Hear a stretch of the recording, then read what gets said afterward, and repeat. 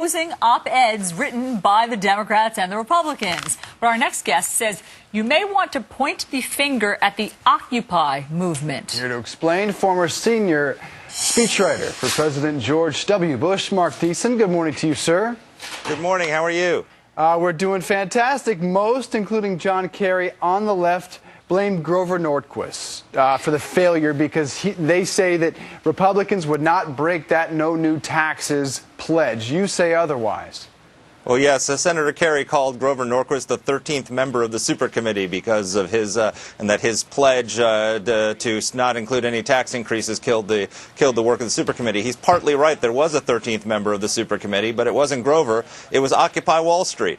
I mean, if you think about it, Grover's demand of the Republicans was that they not agree to any tax increases whatsoever. Occupy Wall Street's demand of the Supercommittee was that they raise massive tax increases on the wealthiest 1% of Americans. Well, guess what? The Republicans were willing to violate Grover's pledge. They put forward a plan that would have cut rates for all Americans, but it included a net tax increase of over $300 billion. Well, guess what? The Democrats made a demand as well. President Obama said he would veto any bill that didn't include $1 trillion in new tax increases, and they never swerved from it. So Occupy Wall Street got its way. Grover Norquist didn't. And see, here's what's so mind-boggling, Mark, is that it sounds as though, as we now know, both sides agreed to reform the tax code, thereby broadening the tax base and doing away with deductions. So they would have had more revenue.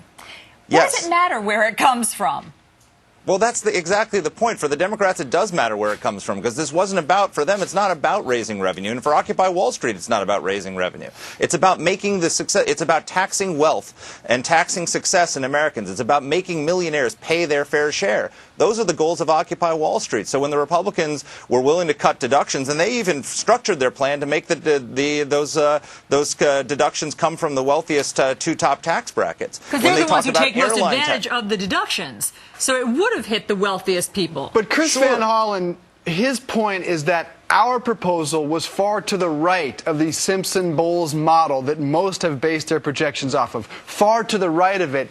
They're saying Republicans wouldn't come even a little bit closer to that proposal. You know, that's just flat untrue. The Republicans actually made a proposal that was to the left of Simpson-Bowles in terms of the balance between spending cuts and tax increases. But the point is, you know, the Republicans made a major concession when they agreed to break the Norquist pledge and put $300 billion of new taxes on the table. If the Democrats were serious, what they would have done is they would have come back and said, okay, well, you know, we'll instead of lowering the rate to 28%, how about 30%? And instead of $300 billion, how about $500 billion in taxes? And then we would have had a negotiation, but they would never swerve from that $1 trillion and raising rates on the top income earners, is there any which way, is Mark, deadly. now just to revert to Bowles-Simpson?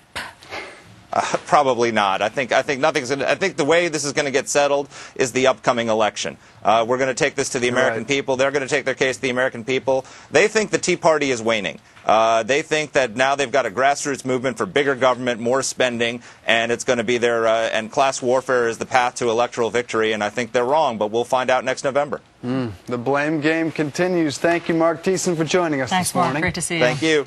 All right, if you